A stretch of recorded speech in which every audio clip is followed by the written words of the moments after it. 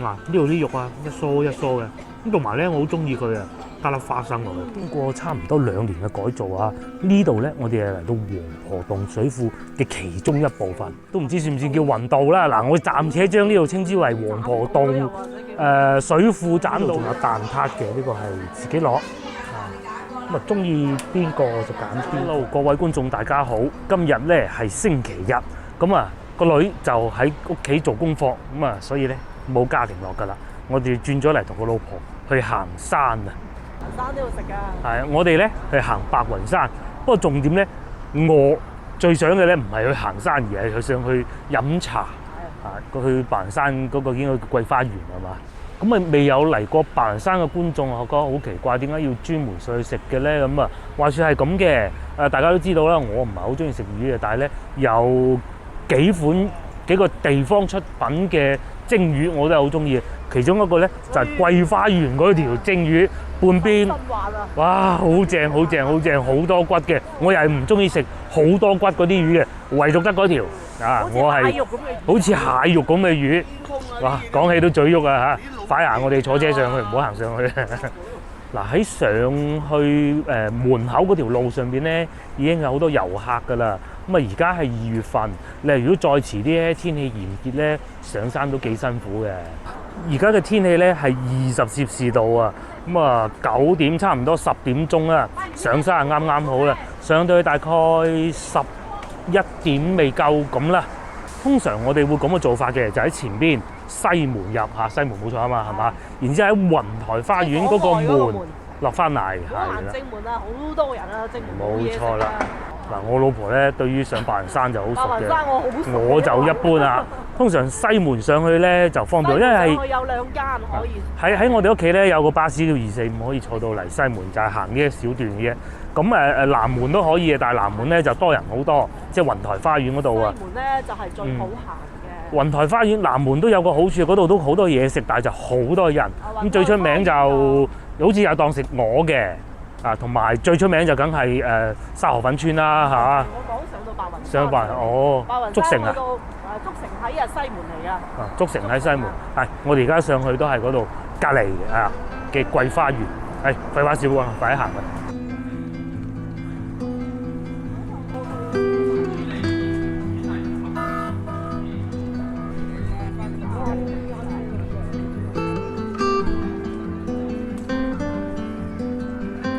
通常上山咧就有2種辦法，第一個步行咧喺呢個位置過去，咁啊好似仲可以拍羊城通或者微信嗰啲嘅。咁然之後咧，當然現金都可以啦。然之後咧，如果你要現金買飛咧，就喺呢度。如果你係再好似前邊呢啲人咁要坐車上去嘅噃，亦都係喺呢度買飛。得到好多地方嘅蜜蜂世界啦、玫瑰林啦、茶翠園啦、黃河洞水庫啦、明珠樓啦、桃花間啊，10蚊咁大把嘅啫。嗱，如果你淨上山嘅話，唔坐呢個車咧，就5蚊雞啦。但係如果你話包埋呢個觀光車咧，咁啊直接喺呢度支付15蚊咁就得嘅。一次坐呢款車啊，我哋坐後邊啦。係啊，好快手嘅啫喎，就呢度啦。嗱，又幾快手喎，買咗張飛咧，即刻有車，即刻就行得啦，幾好啊！呢10蚊抵使啊嚇，唔係5蚊你哋門票都要噶嘛，係啊，抵使啊，抵使啊！嗱，呢個位置咧就係買票嘅，咁我哋坐咗車尾，咁可以慢慢望住啲遊人行上去啦。咁其實以往我哋都係行上去嘅，我哋都試過同個女上去嗰陣咧，咁嗰陣好細個啊，嗰陣仲要係又係慢慢推上去咯。嗱，大家睇見啦，如果咧你想話我哋平緩啲嘅路嘅咧，呢一段係比較平緩嘅，加油！係就唔會話行到你好辛苦啊成，咁你落翻嚟嘅時候，你先可以慢慢玩嘅啫嘛。我可以行上邊嗰啲步道，係咪叫步道啊？人行通道啦，係正門難行好多。呢一段行得好舒服嘅，大概20零30分鐘就已經可以上到去。仲有呢個車咧，淨係單程嘅啫，就不包上程嘅。同埋如果你哋想坐纜車嘅話咧，可以去翻到南門嗰度上。好似以前同個女坐過一次，當時係包來頭呢邊咧就係外語學院裏邊嚟㗎啦。咁啊依家咧外語學院都係封閉式管理，即係就係學生就可以自由出入啦，梗係。天熱都唔會。但係如果係我哋外人咧就不能夠啦，啱先已經證實過啦。大家再睇下呢度啲樹木係咪好勁啊？就算到大熱天時咧，你都唔會覺得好辛苦啊！但係你一定要喺西門入啊！係一定要喺外語學院嗰邊上咯，幾舒服啲樹木。話咁快咧，我哋又經過蜂蜜園啦，多人喎！我哋上次喺度仲見到一個松鼠仔啊嚇，蜜蜂世界啊，裏邊有好多蜜蜂係真嘅。食完飯走嘅時候，食完飯我哋落嚟經過，可以嚟呢度再買啲蛋撻食。呢個係翠竹苑啊，係咪呢度啊？但係呢度係外語學院咯，外邊過去嘅一條路，仲有一個門喺隔住外語學院啊嘛。哦，幾開心你睇下，我哋幾耐未嚟過白雲山啊嚇？應該係我個頻道啱啱開始嗰陣嚟過一次，唔止1年啦好似。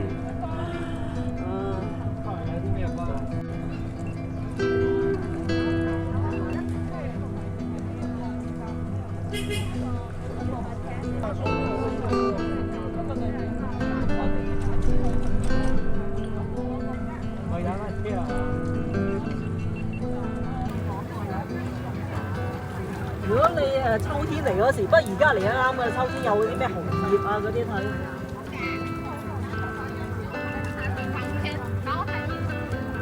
我哋懶啫嘛，死你咯！兩間都 OK 嘅其實呢度。但係如果你喺正門咧，基本上冇位，唔使諗。正門想揾食㗎啦。正啊嚇！經過10分鐘嘅車程咧，我哋就上到嚟呢個明珠樓站啦，先去飲茶先。啱先老婆講過啊，後邊咧係竹城嚟嘅，竹城好似都有車坐上嚟，但係佢哋自己嗰啲車嗱，好似係咁嘅，一樣啊嘛，好真係萬都諗唔到，我哋啲功課做得咁差啦嚇，執咗喎。之前我哋咪坐喺呢個位食噶咯，好似大概冇晒喎。哦，真係遺憾啊！唉，嗱下邊啊上次之前咧喺度攞腸粉嗰度啦，依家就冇咗啦。嗱咁好啦，依家咧要食嘢㗎，要飲茶㗎。喺呢度咧，除咗啲小賣部啊賣下嗰啲腸仔以外咧，仲有2個餐廳嘅，一個喺嗰度叫做食烤羊肉嘅，咁啊我哋啊真係冇理由即係早食烤羊，而且都未夠鐘開門。第2個咧就係味道竹城啦，就係同上次我哋去越秀公園咧嗰度啊係同一個集團嘅。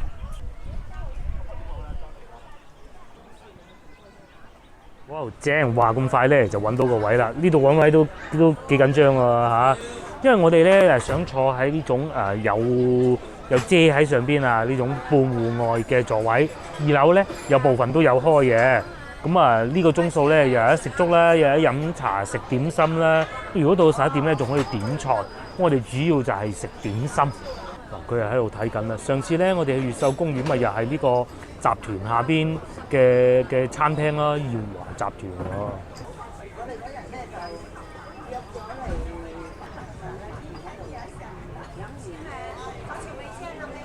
哇！咁快咧，又嚟到眼花撩亂讀餐牌時間，竹城。咁首先咧，呢度叫做景區雅景區普通茶8蚊一位嘅。咁然之後咧，去到星期6日，即係今日啦，再加10% 服務費。咁啊，首先咧，我哋好中意呢一種餐牌啊，上後邊咧唔會話寫住咩點，然之後你要慢慢揾佢幾錢，全部寫晒價錢。譬如話蝦餃王35蚊，咁啊，然之後咧蒸排骨30蚊，最貴嘅點心係蒸嘅點心啊39蚊蒸陳村粉啦。咁我哋咧就要咗個煎韭菜餃半打32蚊。咁啊，以上嘅點心咧從11點鐘開始供應嘅，咁可能我哋要等一等先至落單。咁啊，下邊啊仲有一啲榴蓮酥啊、白雲鳳爪啊、糕各種啦。張鏡頭轉過嚟呢邊咧就係粥啦。琴晚食完粥，今日繼續食粥。上次食過豬潤肉片粥已經念念不忘噶啦。所以咧，今次係試下芫茜生魚骨腩豬肝粥，咁啊炸更多唔同嘅配料喺裏邊啦。再嚟，上次食過，今次就唔食啦。雖然好食，都唔能夠鋪鋪食㗎，係咪？觀眾會嗌悶啊嘛。撈粉42蚊，大多數都係。然之後咧，將鏡頭轉過嚟呢度咧，就我哋決定再點條魚試下佢。油鹽蒸全水鯇魚，咁啊再嚟，除咗啱先我哋所講嗰啲咧，仲有啊燒鵝800蚊一例啦，全水魚頭瑤柱豬樣粥，哇呢個正啊！人多好啊，人少我哋再嚟。既然想入白雲山啊，咁能夠冇呢個白雲豬手嘅咧嚇？白雲豬手68蚊一份。好，呢度係鹽水蒸係嘛？試試係喎，真係冇豉油喎。我最中意食呢嚿㗎啦。冇辦法啊！係啊，鹽水蒸，即係都唔做，搞到就少咗個地方。再加啲頭菜，啲肉都幾靚喎。嗱，佢有骨嘅，佢呢啲魚咧就係嗰啲骨好細嘅，呢個唔算細嘅。我記得咧有啲中意食魚嘅人啊，佢哋咪蒸完魚咪有啲湯汁啊喺個碟底嘅，咁然之後咧佢哋會倒出嚟再煮餸啊，又或者剩嘅，咁啊先至再加豉油噶嘛。都係魚腩㗎嘛，可以。佢做法就唔係話落豉油嘅，唔係落豉油嘅，淨係落呢啲鹽水嘅啫。咁嗰啲肉咧都可以一梳一梳嘅喎。我哋喺以前隔離嗰度咧，仲係有個缸，有水缸喺度養住啲魚。養係冇晒泥味啊嘛。係。咁以我條脷咁渣咧，都食唔出呢個有泥味咯嚇。都可以啊嚇，都可以啊。因為咧你要同啲情懷鬥咧，係冇辦法鬥嘅。好耐啊，開咗幾。嗱，呢度啲肉啊，一梳一梳嘅。咁同埋咧，我好中意佢啊，加粒花生落去，又幾好喎嚇。話唔話啊？都話梗係啦。一來單，佢啲肉實好多，呢啲咧就滑好多，係嘛？都係好講火候。係，火候都係好緊要。所以咧，有時候啊，食蒸魚啊，出去外邊啲餐廳食咧，都係一個唔錯選擇。至於屋企咧，唔係話火候控制得唔好，係唔夠人哋嗰爐頭咁猛啊！佢係大蒸爐，櫃桶咁懟落去嗰種咧。不過咧，食呢啲魚就千祈唔好似我咁一路食一路講嘢，佢啲骨咧真係好細好細嘅。呢個就係我唔中意食魚嘅原因啫嘛。因為我中意一路食一路講嘢，到時啲骨就慘咗後咁就。不過好彩呢啲骨係比較軟嘅。佢哋咧冇落薑絲㗎，咁然之後咧真係唔腥嘅喎。呢啲頭菜味咧我好中意嘅。早幾日咧我哋去南岸嗰個市場咧見到有腩角賣啊，咁我老婆想買啊，我哋商議過之後，其實我哋都唔係好中意食腩角嘅啫。但係咧就好新鮮咯，咁啊呢個當然冇腩角嘅，成嚿魚，哇！佢唔落薑都可以唔腥喎，真係犀利。即係啲魚，即係養過咁咯喎，係嘛？真係幾好。其實我就唔係好介意腥嘅，我唔係話唔中意啲魚腥。嗰個唔係腥，係泥味啊。泥味，但係呢度都冇嘅。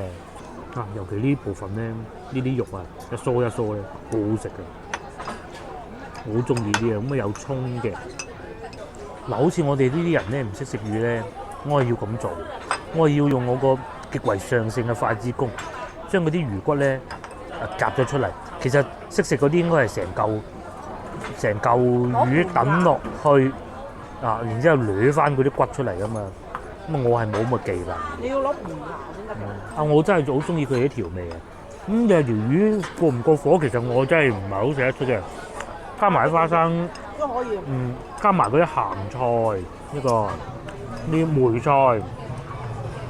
好食，同埋咧仲有個湯底都好好，就係呢個。就算咧你咁樣滗少少，冇滗咁多啊嚇，滗少少咧都唔會覺得話好鹹、好腥嘅，都唔會話覺得好鹹嘅。接落嚟咧，老婆叫我試下呢個魚膠係嘛，我真係唔識食啊！嗱，講清楚先啊。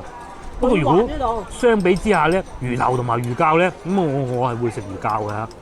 呢嚿滑啊嘛，點滿啲汁。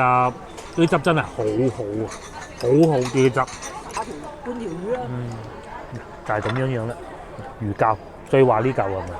嗱就係呢個部位啊，呢個部位話又唔係好多骨喎，佢唔係話嗰種好有嗰種骨嘅，就係呢種大骨魚咧，就俾我哋兩個嚼晒啦。佢係半條份量嚟嘅，咁啊都真係幾好食。呢個係魚腩就歸我啦，最尾哇個老婆識食啊，食咗個魚頭，我啊梗係唔識噶啦。68億飛。好，一食完呢個魚咧，我哋又嚟試下啲粥啦。最期待就梗係個豬潤啦嚇，裏面原來咧都有骨腩嘅。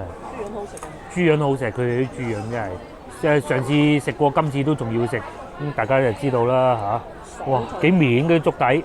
其實咧呢煲粥啊上咗嚟都有一段時間嘅，啲豬潤一樣係咁爽嘅係嘛？我未試，不過上次試過都知㗎啦，真係好爽啊！唔係有啲呢啲脆脆咯，但不多。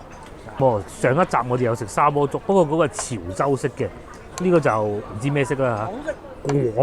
港式，而我極為粗淺，我嘗試下睇下分辨下點解咧？潮州嗰啲咧粥底就冇綿嘅，琴晚嗰個已經係算綿㗎啦啊！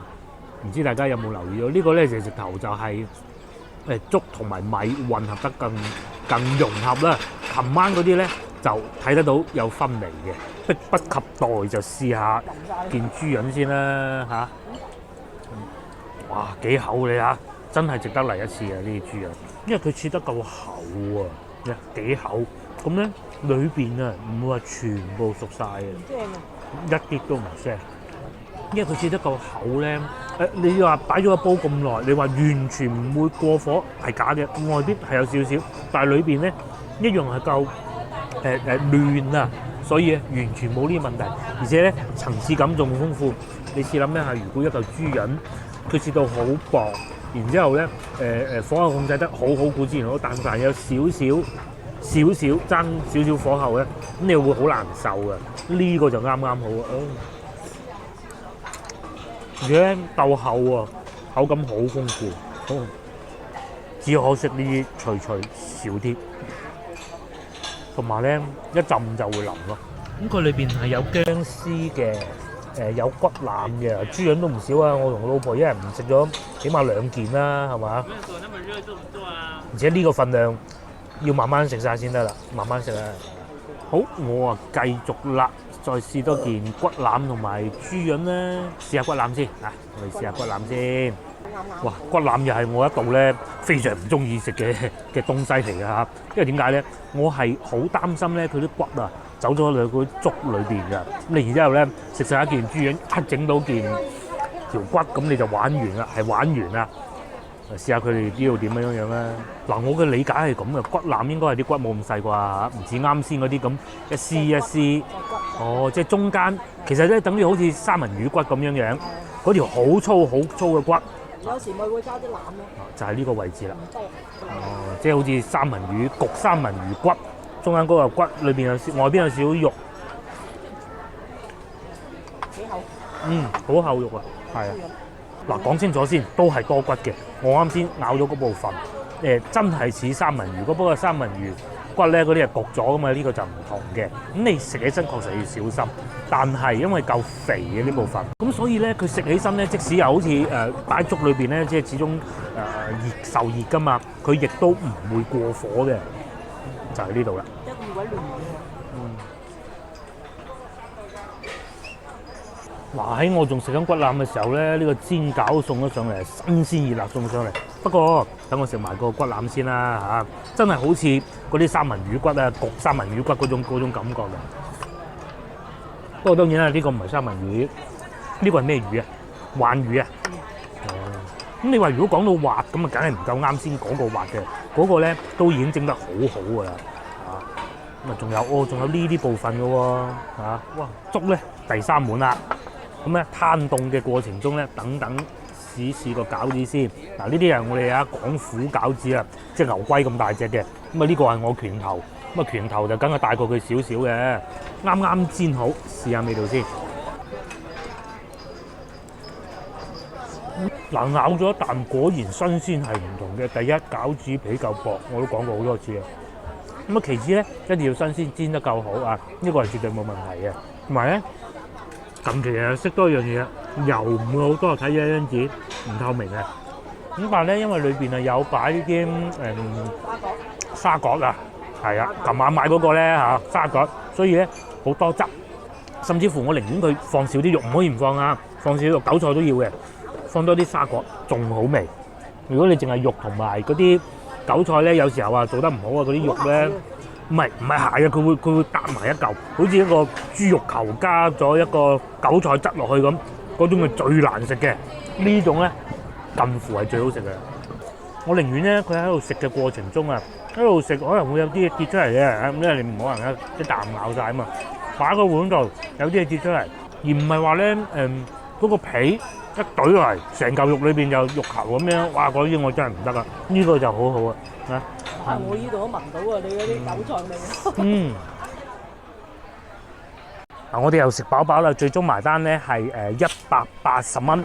咁啊，如果唔加收唔係節假日咧，就160咯。咁啊，基本上個價錢呢個鐘數咧12.08分已經要等位啦。我俾大家嘅提議係咁嘅，第一，如果你可以好早起到身嘅話，咁咧就一早坐車好行路都好啦，上到嚟，因為呢度咧7點鐘開門，你可以喺呢度飲早茶。飲早茶嘅好處係咩咧？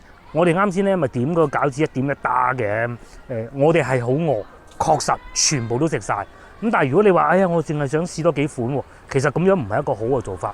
你應該係真係可以係嘛？哦，蝕咗10蚊啦，不過可能呢個要等好耐嘅。講翻嚟呢度食嘢嚇，你早啲嚟食點心，晏咗咧，你就只能點炒餸嗰啲，好似我啱先我哋嗰啲，就算叫做炒餸嘅菜式嚟嘅。咁啊點心你可以點多幾味，譬如話一個你可以點個椰汁糕，你又可以點個蒸蝦餃都得啊嘛，就唔使點咁大份，嗰啲係半打起叫。咁啊如果你話哎呀我晏咗啦，咁啊多啲人嚟也係可以。如果你話哎我唔想喺度食，喺下邊仲有一個蜜蜂世界，都係有好多小食，甚至乎咧你仲可以自己帶啲嘢上嚟食。確實啦，好多人都係會咁樣做㗎。咁啊呢度咧係白雲山幾乎可以講係最多人嘅一個地方啦。明珠樓啊，咁你係梗係仲可以上去嘅咧，喺上邊咧就有山頂，你要行多2個鐘得唔得？可能差唔多啦，係嘛？嚟到呢個區域咧，就係一個比較輕鬆嘅區域啦。咁如果你話哎呀我又唔想行，但係我又要嚟白雲山喎，你唔嚟到呢度咧，價值唔大。好多小朋友啊，陪住阿爸阿媽啊，就喺呢度嚟玩下魚啊，餵下魚啊咁啦。咁啊以前咧，如果唔係節假嘅話咧，喺嗰個叫做啱先啦，我哋上次去嗰度咧，嗰個叫咩話梅花園啊、桂花園嗰度咧，你仲可以一路食嘢，一路坐啤，咁啊坐到4點幾5點啦咁啊。一年之中咧，呢啲天氣係算舒服嘅，一個秋涼啦，第二個係依家呢個係春遊。咁喺呢啲熱天咧，我強烈建議大家真係早啲嚟。咁如果係冬天嘅話咧，就算12點嚟問題都唔大嘅。咁啊，但係眾所周知，廣州嘅冬天啊，其實都冇乜幾日嘅啫，係嘛？但係如果到時真係你話冬天好凍得啊，嗱下邊都得8度嘅上到嚟，就真係幾凍下嘅。喺呢個方向過去就係西門。啱先咧，我哋就喺呢度上嚟㗎啦。咁啊，沿途咧，你係會可以去到玫瑰林啦，同埋雲山茶園喺呢度過去嘅。咁但係如果你話想去梅花谷翠竹園咧，就喺呢個方向過去。咁啊，一場疫情就終於過咗去啦。到依家咧勃勃生機啊，好多人都係要戴住口罩咁，但係咧始終你話同嗰陣比爭好遠嘅嗰種感覺。而且咧仲可以揸車上嚟㗎嚇，15蚊一部其實 OK 嘅價錢。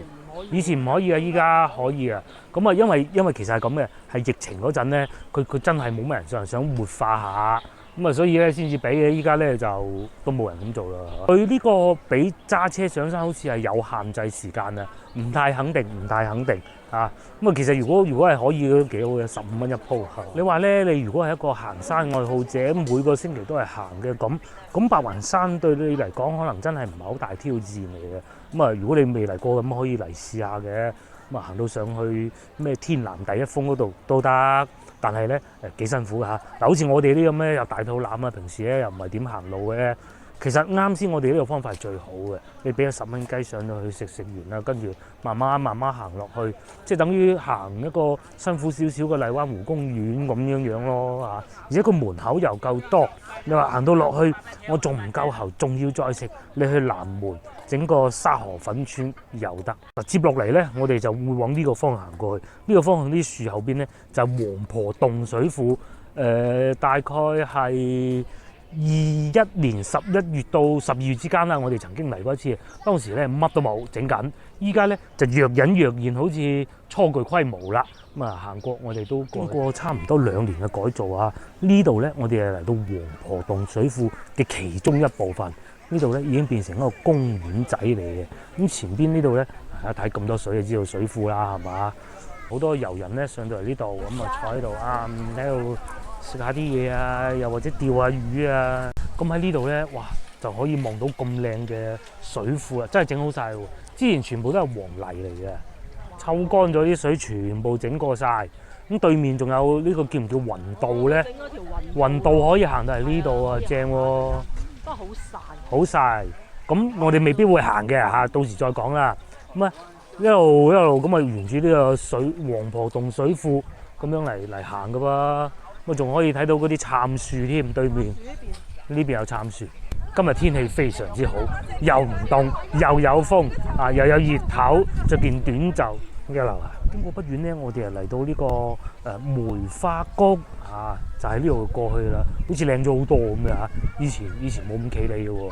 呢度咧仲有個池塘喎，上邊有好多荷花。水啊多咗，而家水多咗喎，係喎，完全唔同喎。蓮花係冇錯，蓮花嚟嘅，呢個我係識嘅。我雖然啊，我真係唔知，幾優雅喎嚇。雖然淨係得2朵，如果中意睇荷花、蓮花咧，去嶺南植物園、華南植物園，成嘢都係山水，唔知。荷花世界。荷花世界好啊，下次去下先。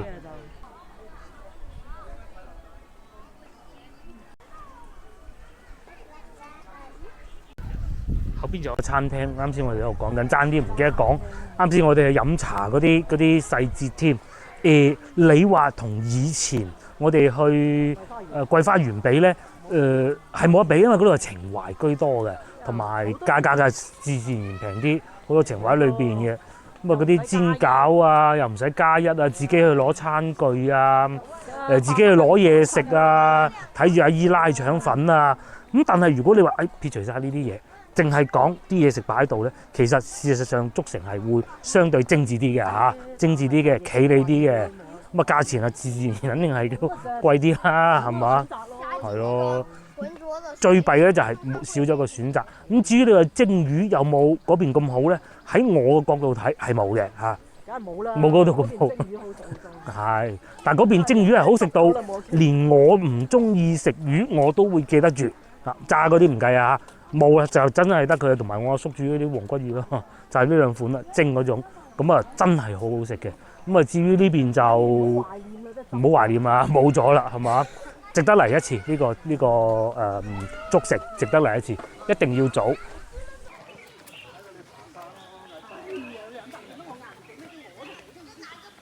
好嗱，話咁快咧，我哋啊嚟到呢個都唔知算唔算叫雲道啦。嗱，我暫且將呢度稱之為黃婆洞水庫棧道啦，靚喎。嗱，呢個景靚啊嚇！裝修1年就都唔止1年啊，年幾啦，搞好耐啊！喺呢度咧，又可以望到啱先對面湖對面嗰啲喺度釣魚啊，喺度露營嗰啲市民啦。呢邊咧就部分係有樹嘅，始終啱整好啊！如果夏天嚟到咧，夏天揾你行係可能都幾麻煩嘅嚇。咁啊，大家要搞清楚啦。咁啊，不過咧好處係你喺上邊都有揀嘅，上邊又可以咁多樹木嘅一路行嚇。如果你係夏天咁啊，行上邊秋涼啊，需要曬太陽嘅時候啊，就行下邊，啲小朋友玩得幾開心，跑嚟。嗱呢度咧仲可以睇到個水庫嗰邊喎，佢啲石咧全部紮好晒㗎。咁啊，呢度就真真正正係水庫嚟㗎啦。好，咁啊話咁快咧，行完呢個黃婆洞水庫嘅一角啊，其實水庫係好大嘅，前邊好似都仲有嘢睇嘅。我哋沿住呢條路繼續行，兜一個圈，等陣可能翻到去蜜蜂世界定蜂蜜世界嗰度，再買啲小食啊、蛋撻啊咁樣嘅。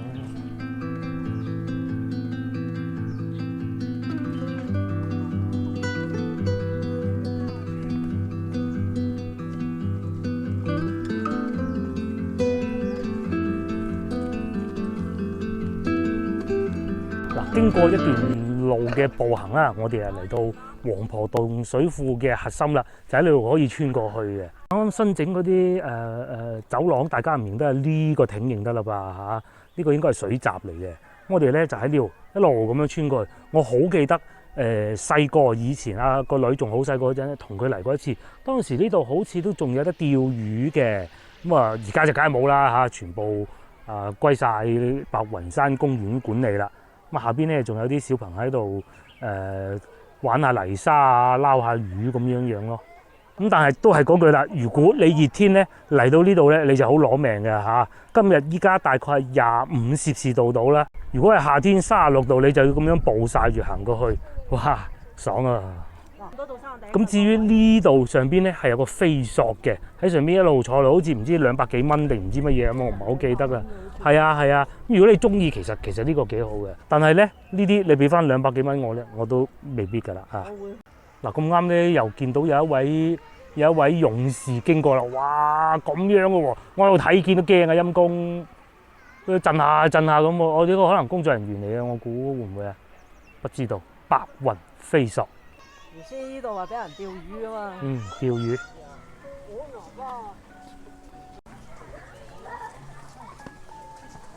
嗱話咁快咧，我哋嚟到呢度啦，哇好鬼多人喎嚇！咁啊睇下買啲咩食先。呢度咧除咗飲蜜糖以外咧，仲有好多嘢食啊！牛角包啊，實有啦，牛角包係嘛？咁咧呢度仲有蛋撻嘅，呢個係自己攞。咁啊中意邊個就揀邊個，我哋就揀呢個。呢個蛋撻好好食㗎。咁啊除咗蛋撻以外咧，嗱呢度仲有檸檬茶啦，蜂蜜檸檬茶喎。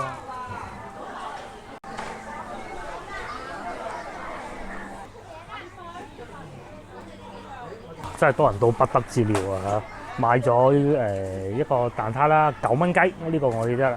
呢個係4蚊啊，4蚊好過飲嗰杯佢哋自己整嗰啲檸檬茶靚唔靚啊？唔知啦嚇。不過價錢咧好驚人，21蚊。呢個咧4蚊係嘛？啱啱飲完茶，經過嗰個成個鐘頭嘅行山啊，好多都消耗咗啦，又可以食個蛋撻啦。啱啱焗起嘅喎，好過之前食嗰啲啊嚇。但係呢個咧就唔係葡撻嚟嘅，唔知啊。35蚊，呢度9蚊。咁即係 double 咯。係可以喺上。蛋撻要翻嚟食就係有好處啊！個老婆講啊，真嘅喎。證明咯我哋。佢啲蛋撻咧係擺喺個焗爐裏邊，佢又唔算好焗嘅，即係輕輕熱住佢，佢就唔會令到佢猛咁出水咧。個邊又焗又係脆嘅。又唔會淋晒。嗱呢度咧就係蜂蜜世界啊！咁如果你話我喺上邊食唔到嘢落嚟食得唔得咧？都得。但係呢度咧就食包。冇錯。同埋除咗個蛋撻包以外咧，其他佢整嗰啲嘢咧，砂鍋粥咁嘅冇嘅，係啊，都只能係呢啲咯。一係就飲呢啲。咁啊，其實上去都 OK 嘅，但係最緊要你攞到位咯。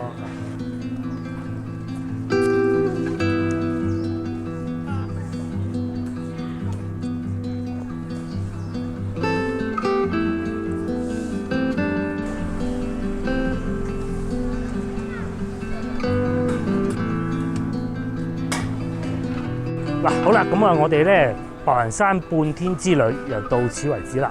咁係一個既可以輕鬆，你也可以玩到好盡、玩到好盡興嘅一個地方嚟嘅。好似我哋咁9點鐘出門口，而家2點嚇，慢慢坐車上去，食完行落嚟又得。咁你話玩到極限啲嘅，一路上到去嗰個摩星嶺又得。由正門學翻去。冇錯。嗰啲就要1日嘅嚇，晏晝大概如果你朝頭早6點鐘起身嚟到呢度7點半咁到啦嚇。食唔食嘢即隨尊便，然之後再落翻去喺嗰個叫做咩啊？摩星嶺嗰度有個側門落去嗰度叫做嗰個公園嗰度。咁啊大概4點鐘到啦嚇。要定各位觀眾，下集見，你第日咧就好舒服拜拜㗎啦。係呢度咧就係等緊車上山嘅遊客啦，咁啊就係咁啦，咁啊早啲嚟啊，早啲嚟好啊，係嘛？